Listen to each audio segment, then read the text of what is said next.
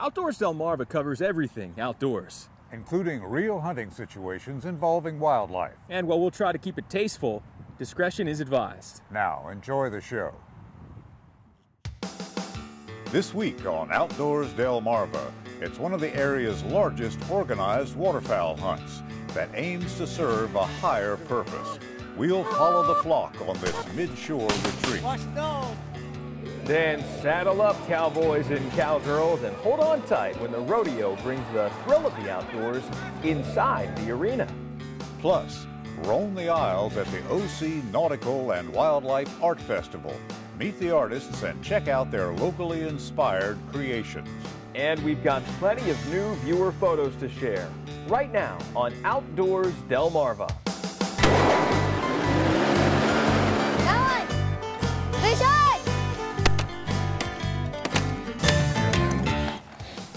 Blind luck, but I'll take it. Hi everybody, and thanks for watching Outdoors Delmarva. I'm Mike Parker. Well, another winter waterfowl hunt here. This time I'm just outside of Trapp, Maryland in Talbot County, and on a private farm not too far from the Trapp Creek, just I'd say a few hundred yards behind us. And what we've been seeing this morning was, I think it'd be kind of ridiculous even to describe it as flocks of geese. I mean, it was more like a swarm of geese at times.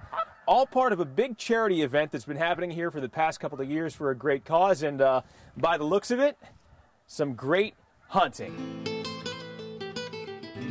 Well, the eastern shore of Maryland doesn't get its reputation as a waterfowler's dream for nothing. And on a cold winter morning like this, the line inside the Easton Church of God speaks for itself. Busy. Yeah, I've never seen as many hunters. But for these men, women, and children, it's worth the wait. They're here for a common purpose: to gather in goose blinds all across Talbot and Dorchester counties. And they've come from near and far. We was at the first one. This is what, our third time. And it's really a nice affair. What is it about waterfowl hunting that gets you up early in the morning? It's I can talk and it's just more fun. Like when you're deer hunting, you just sit in a box and look for a deer and just put crosshairs on a heart. A little bit more laid back. Yeah. For organizers, it's a win-win, an activity to attract more men to the church and raising money for the Nick Bramble Foundation in memory of the former church youth group member and sportsman who passed away young from leukemia. Each year it keeps growing more and more. It's just an outreach as far as to get the men together and what we can do through Christ as far as coming together in any sport or activity. Because this is a tradition here with waterfowl hunting. I grew up hunting, and my son grew up hunting, and it's just something we do and how we can reach people and how we can help the community and do something for the communities. When it's time to get on the road, it's a short trip from Easton to nearby Trapp, where I join a group of 14 hunters. The best thing to do is grab an armful and let the next person go. A few minutes to spread out decoys, and we take our spots in two side-by-side blinds. Now we wait in what's been billed as a very good location. It has been good hunting this week. Very good hunting. We've had a couple days we've hunted, and we've been done before 9 o'clock each day. So they've been on the farm. They were on the farm yesterday. All these fields on this side of the driveway were covered. From our vantage point, it is a waiting game. Since daylight, we've been watching thousands of Canadas flying in close, but all of them landing in a creek a few hundred yards in front of us. Now, our guides have assured us that once that creek is filled, the birds will start moving into the fields, including ours, to feed. And as you're about to see, they are dead on right.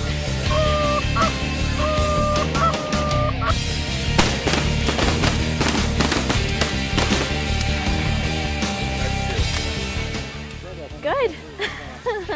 What happened there? I think I shot a goose. She did great. It's great being out here with my daughter. It's something we can share together and memories. What do we got? 4 there, 4 Canadian. That was beautiful. The birds are finally starting to come off the water and looking for the fields. We got 4 coming from the left side here. Despite the geese making their flights a little later than expected, they continue to pay us more morning visits, several at a time. Patience paid off. And the good old-fashioned single. Watch, no.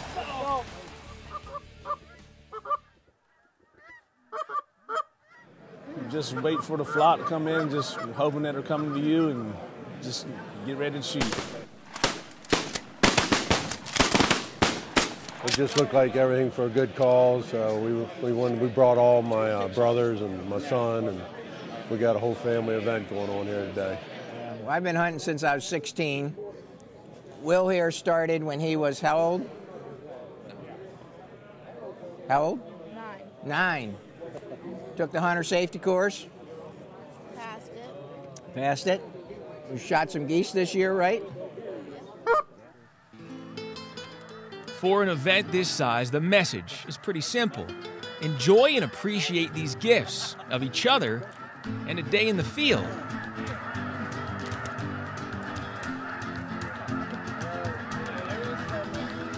And making new memories in memory of others only makes it that much better.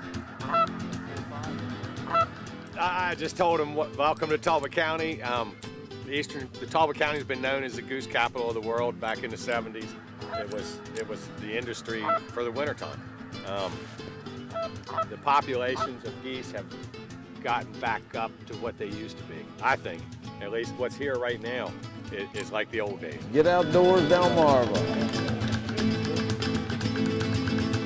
Well, that really is a great event where the number of sportsmen and women is only outnumbered by the sheer amount of geese over those midshore fields. To learn more about the Nick Bramble Foundation and the good things those folks are doing, head to OutdoorsDelmarva.com. Still to come on Outdoors Delmarva, art imitates life. As we roam through these locally inspired creations, we'll head to the OC Nautical and Wildlife Art Festival. And next, 8 Seconds to Glory. The lifestyle of the original outdoor wranglers lives on when the rodeo comes to town. Captain Willie takes us there. But first, did you know? A group of geese in the air is called a flock. But what is the correct term when referring to a group of geese when not in flight? Is it A, a gander, B, a google, or C, a gaggle? The answer when we come back. Outdoors Delmarva is sponsored by Shooter's Choice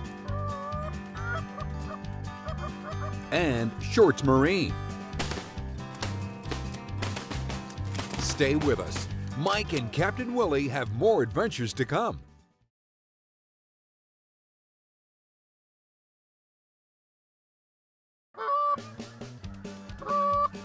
Did you know? A group of geese in the air is called a flock. But what is the correct term when referring to a group of geese when not in flight? Is it A, a gander, B, a google, or C, a gaggle? Well, the answer is C. A group of geese not in flight is called a gaggle. Thanks for watching Outdoors Delmarva. I'm Captain Willie Dykes.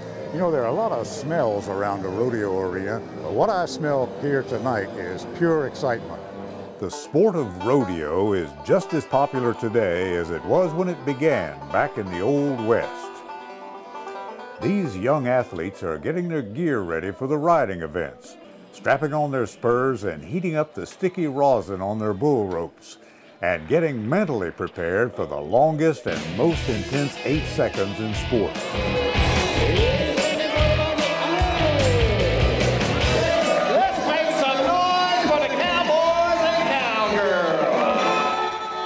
Right after the national anthem, the first event is always the bareback bronc riding. The cowboy holds on to a leather handle attached to a surcingle behind the horse's shoulders. Generally speaking, the wilder the ride looks, the higher the score. To add injury to insult, this rider takes a mean kick after bucking off. The most classic of the cowboy's skills practice in rodeo is saddle bronc riding. All the rider has to hang on to is this one big soft rein attached to the horse's halter. It's all about balance and timing.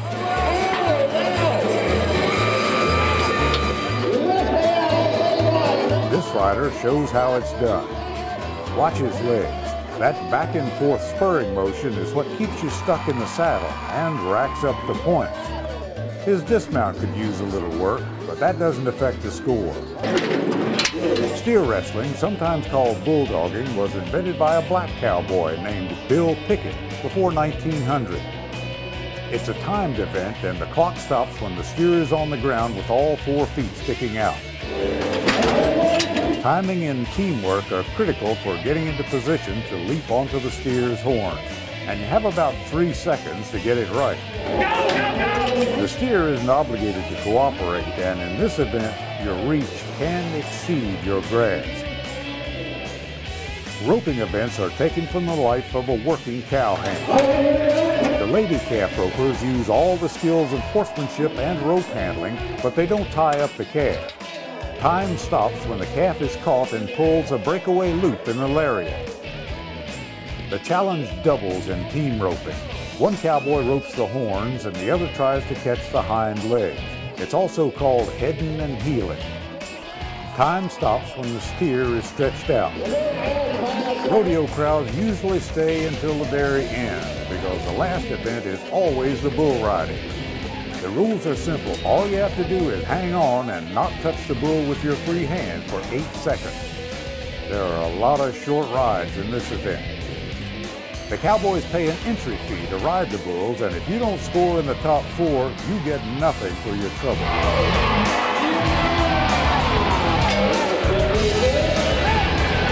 Riders are using safety equipment more these days, like protective vests and head protection. Cowboy Bill Love finds out they come in handy once in a while.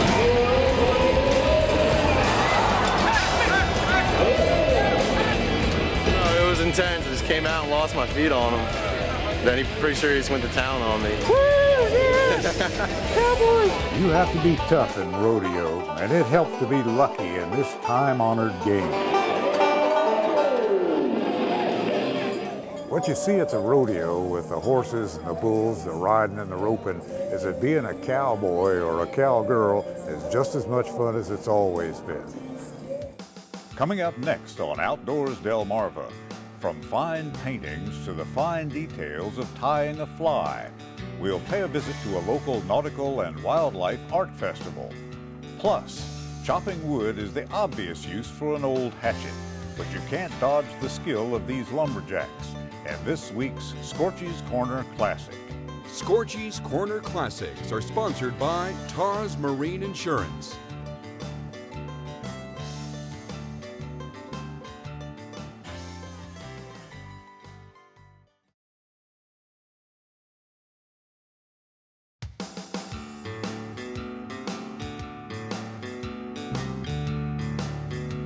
Thanks for watching Outdoors Delmarva. I'm Mike Parker.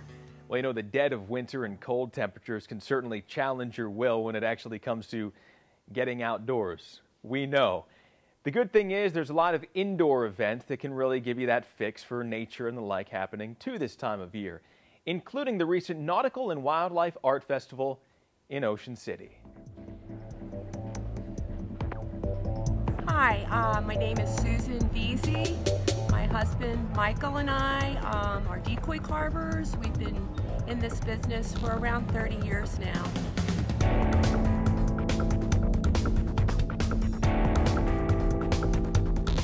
We started out many years ago with my father-in-law doing decorative carvings. We also produce a line of hunting decoys, and now we are producing a whole line of decoys from recycled material. I'm Greg Swalina from Columbia, Maryland. I started fly fishing probably about 12 years ago. I was a bass fisherman, and one day when I was out trying to catch bass, I saw they were jumping out of the water after flies, so I decided I would go into some fly fishing. And I did that for a few years, met some other friends that were fly fishers, and they got me into tying some flies.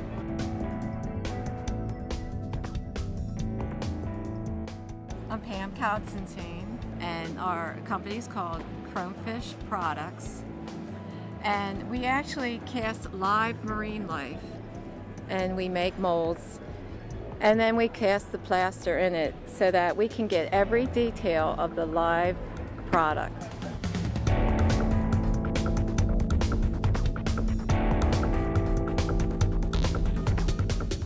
Your name, please. Donnie Ray Thornton, a native of Chincoteague. So what do you have here? These are painted feathers, which I do. These are painted on turkey feathers. This is the bald eagle, black lab, and over here is the old Chincoteague drawbridge.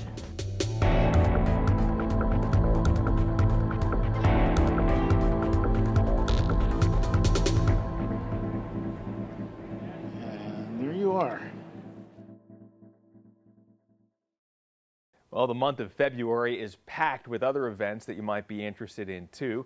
To see the ones that we found so far, just head to outdoorsdelmarva.com, or if you'd like to promote your own outdoor-related event, just email me at mparker@wboc.com. Willie, we'll send it over to you. Thanks, Mike. Another one of those big events starts this weekend. It's the annual Eastern Sports and Outdoor Show in Harrisburg. It's a pretty short trip up north from Delmarva to see the largest indoor expo of its kind on the East Coast.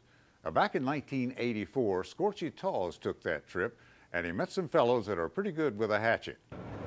Now let me give you some words of wisdom. If by some idiotic mistake you do one of these guys wrong and try to run away, and he says stop, squeal shoe leather immediately.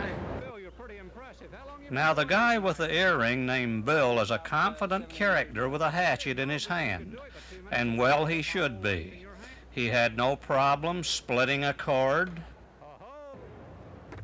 hitting the bullseye 2 hatchets at a time, and making it look simple upside down.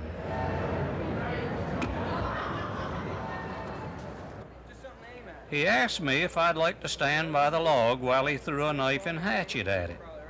I figured if he had that much confidence, why shouldn't I?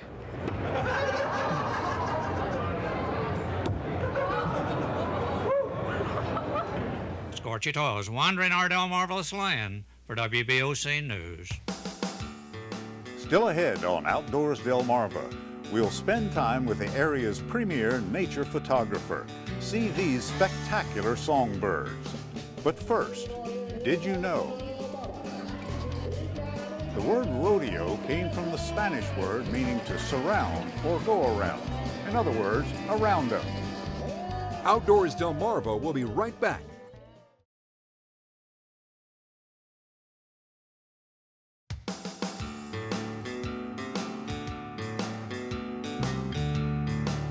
Thanks for watching Outdoors Delmarva. I'm Captain Willie Dykes. And I'm Mike Parker. Willie, we've been talking about it here on the show for the past couple of weeks, and now that we've had a few nice snowstorms across the area, I guess we've really had a chance to kind of get in the habit of stocking up those backyard feeders, trying to draw in some great local birds. That's right, Mike. But really, any time of year can be a prime time to view many of the songbirds that call this land home. Kevin Fleming shares some of his photography with us on this week's Wild Delmarva. If you have a bird feeder in the wintertime here, you can look out and see songbirds coming by the hundreds to your bird feeder. Colorful ones, common ones, and sometimes unique ones. I really like photographing songbirds. This is one of my favorite photographs in Wild Delmarva.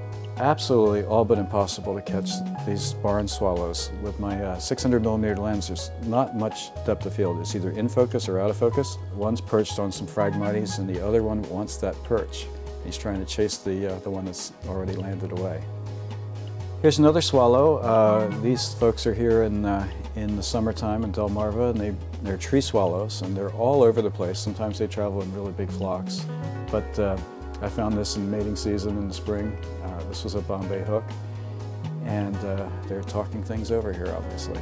This is another summer bird here in Delmarva. It's an indigo bunting, and they are indeed quite colorful. Similar in color to the bluebird. You might be a little confused, but indigo buntings are all blue, no red on them at all. Here's an English house sparrow, or commonly called house sparrow these days now. They're immigrants from England. The sailors used to take them with them so that they would have the sounds of back home in England with them on the ships. They came to America in the 1700s, and they have gotten wild, gotten loose, gotten wild, and bred in great numbers, and they're all over North America now, one of our most common birds. Savannah sparrows live on our salt marsh here in Delmarva, and they like the cattails. They're all brown, just like the background, so sometimes it's nice to match up colors and have a brown bird against a brown background. They're pretty easy to get close to in the summertime. It's a northern cardinal, male and female, in the snow last year. I went to a place where I knew there was a bird feeder and a lot of activity with birds. Great place to photograph birds in the snow because they have to find something to eat. And you can have a bird feeder right in your backyard, right outside your window. Have your window open and photograph them right there. And the wildlife actually comes to you. Stay with us. Your viewer photos are still to come. Outdoors Delmarva will be right back.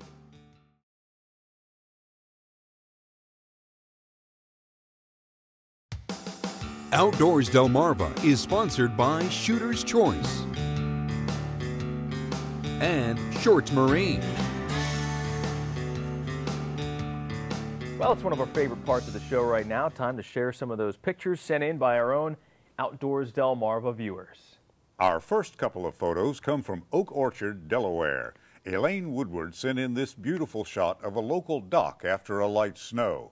Makes you want to be there, doesn't it? Yeah. Alex Brock from Hurlock, Maryland, sent in a few shots of the past season's adventures, starting with this shot of his spring gobbler, really nice bird. And more recently, Alex was in the blind when these Canada geese were taken. Seems like viewer Alan Sklar from Ocean City comes through for us just about every week.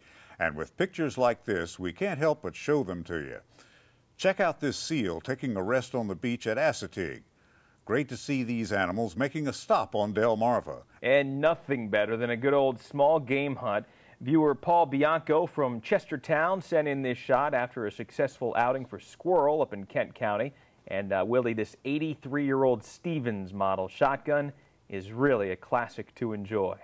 Well, we love sharing your outdoor photos here on the show, so please keep them coming. You can upload them directly to outdoorsdelmarva.com using Flickr, or just email me at mparker@wboc.com. Well, Mike, it's been a great week of adventures, and we have plenty lined up for next week, too. But there's one good reason for staying in the cabin this week. It's Super Bowl time. Yeah, Super Bowl Sunday. Problem is, though, we don't have a TV in here, let alone a radio. So I think, what are we going to rely on? Messenger pigeon for score updates? Party at your place, right? Yeah, there you go. Who are you rooting for, Willie? Steelers, Packers? They're both from across the bay, Mike, so it doesn't matter to me one way or the other. I like that way of thinking. All right, until next time, for Captain Willie Dykes, I'm Mike Parker, reminding you to get outdoors, Delmarva.